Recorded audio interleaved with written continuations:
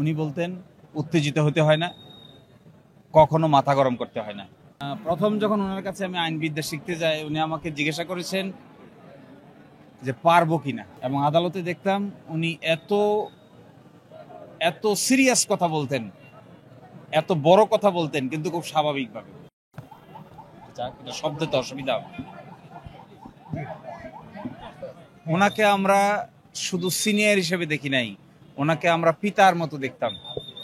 উনিও আমাদেরকে সন্তানের মতো দেখতেন। আমরা যারা জুনিয়র ছিলাম বিভিন্ন সময় আইন পেশা শেখার জন্য ওনার কাছে গিয়েছি, প্রতিজন মানুষের প্রতি ওনার ব্যবহার ছিল সন্তানের মতো, এবং উনি আমাদেরকে হাতে করিতে শিখাতেন।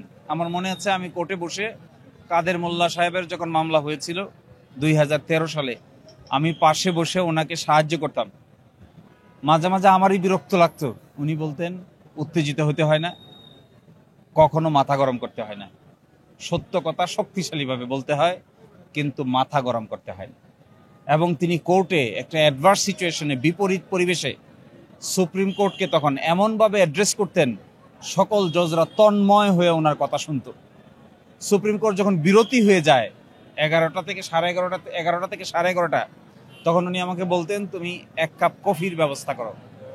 আমি বাইরে থেকে 1 কাপ কফি নিয়ে যেতাম। একদিন দেরি হয়ে গেল, আমি 9টার সময় কোর্টে বসে আছি, ওনার যেতে 5 মিনিট দেরি হয়েছে। আমাকে তখনকার দিনের প্রধান বিচারপতি জিজ্ঞেস করতেছেন যে আপনার সিনিয়র কোথায়, আমরা উঠে বসে আছি, উনি কোথায়।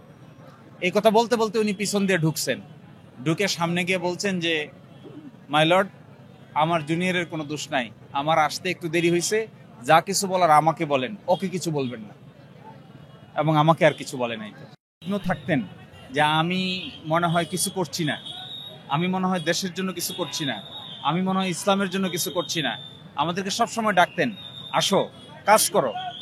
কে রাজনৈতিক দলে থাকে আর না থাকে, ইসলামের জন্য কাজ করতে তো কোনো বাধা নাই। তিনি সব সময় কাজের কথা বলতেন।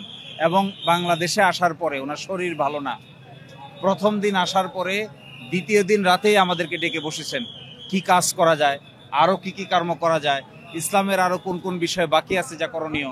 ওনার একটা বই খুব দ্রুতই প্রকাশিত হবে, আশা করি এই বইটি পড়ে অনেকেই ওনার জীবন সম্পর্কে আরো ভালো জানতে পারবেন। এই বইটি প্রকাশিত। প্রথম যখন ওনার কাছে আমি আইনবিদ্যা শিখতে যাই, উনি আমাকে জিজ্ঞাসা করেছেন যে পারবো কিনা, এই কষ্ট সইতে পারবো কিনা, এত লেখাপড়া করতে পারবো কিনা। এবং জীবনের অনেক দিন গেছে, উনি শুয়ে থাকতেন, আমি ওনার মাথার পাশে বসে থাকতাম। আমাদের লেখাপড়াটা ছিল, আমাদের আইন শিক্ষা ছিল উস্তাদ শাগরেদ সিস্টেমের মতো। আমাদেরকে উনি এত ভালোবাসতেন যা বলে শেষ করা যাবে না। নিজের সন্তানদেরকে উনি যেভাবে আগলে রাখতেন, আমাদেরকে এইভাবে আগলে রাখতেন। এবং আমাদের কোনো কিছু অসুবিধা হলে উনি আমাদেরকে একটা মুরগি যেমন তার সন্তানদেরকে চিলের থাবা থেকে রক্ষা করে রাখে, উনি কোর্টে কাছারিতে সব জায়গায় আমাদেরকে এইভাবে সংরক্ষিত করে রাখতেন। এবং আদালতে দেখতাম উনি এত এত সিরিয়াস কথা বলতেন, এত বড় কথা বলতেন, কিন্তু খুব স্বাভাবিকভাবে। ওনার কথা ছিল খুব স্পষ্ট, একটা শব্দের সঙ্গে আরেকটা শব্দ মিলত না। বিচারকরা, সুপ্রিম কোর্টের আইনজীবীরা এগুলো নিয়ে গবেষণা করত যে রাজ্জাক সাহেব এত সুন্দর করে কি করে কথা বলে, এই আর্ট উনি কোথা থেকে পান।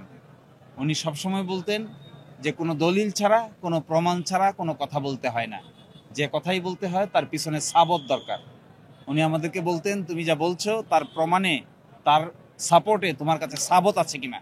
তুমি যদি সাবত থাকে তাহলে শক্ত করে বলো, আর কখনো ভয় পাবা না, কাউকে পরোয়া করবা না, আইন যেটা বলবে এইটাই করবা, শক্তিশালীভাবে করবা, কারো কাছে মাথা নত করবা না, আর বাকিটা আল্লাহর উপর ছেড়ে দিও।